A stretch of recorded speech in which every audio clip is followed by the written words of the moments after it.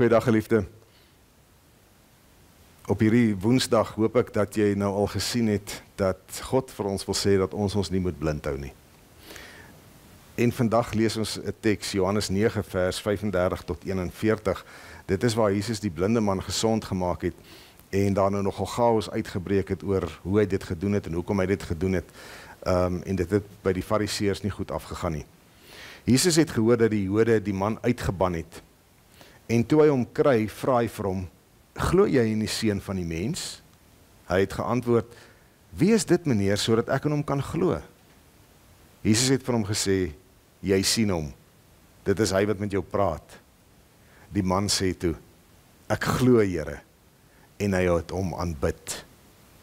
Toe sê Jesus, ek het na hierdie wêreld toe gekom, met die oog op 'n beslissing, sodat die wat nie sien nie, kan sien, en die wat sien, kan blind word. Party van die Fariseërs wat by hom was, het dit gehoor en vir hom gesê, ons is mos nie blind nie.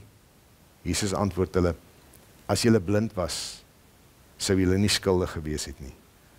Maar nou sê julle ons sien, en daarom bly julle skuldig. 'n verhaal, 'n wonderverhaal van wat Jesus gedoen het, oor sien. En hier sien ons kortweg, dat blindheid, geestelike blindheid, is 'n keuse. Jesus sê hier, hy het na die wêreld toe gekom met die oog op 'n beslissing. Mense moes kies, gaan hulle sien, gaan hulle nie sien nie, gaan hulle hom sien, gaan hulle hom nie sien nie, en die Fariseërs het gekies om hom nie te sien nie, al sê hulle, ons is mos nie blind nie, maar juist daarin, lê hulle blindheid. Die feit dat hulle kies om nie te sien wat hulle behoort te sien nie. Om nie te sien dat Jesus gekom het vir redding nie, dat hy gekom het met 'n hart vol genade, met 'n hart vol van die liefde van God, met 'n hart vol opoffering, om hulle te red sodat hulle kan vrede hê.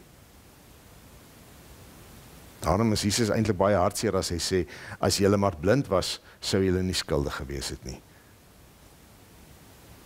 Maar hulle kies om hom nie te sien nie.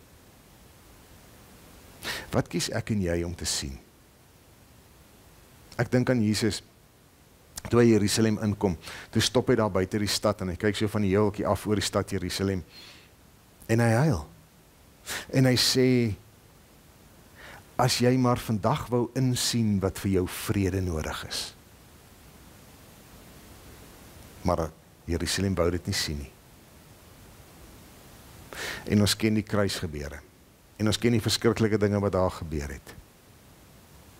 Want hulle kon nie sien wat nodig was vir hulle vrede nie. Ons kan baie keer ook maar geestelik blind wees. Kies om geestelik blind te wees. Dat ons nie wil sien wat of wie vir ons vrede nodig is nie. Op hierdie Woensdag hoop en bid ek maar net dat elke een in hierdie wêreld sal kies om te sien. Sal kies om nie blind te wees nie. Sal kies om nie so vas te kyk in eie omstandighede en eie oortuigings en eie dogma en eie teologie. Dat ons nie sien wat regtig vir vrede nodig is nie. Kom ons bid vir onsself, dat ons sal sien. En kom ons bid vir die wêreld, dat hulle ook sal kies, om Christus Jesus die Redder, die Vredevors, te sien. Shalom.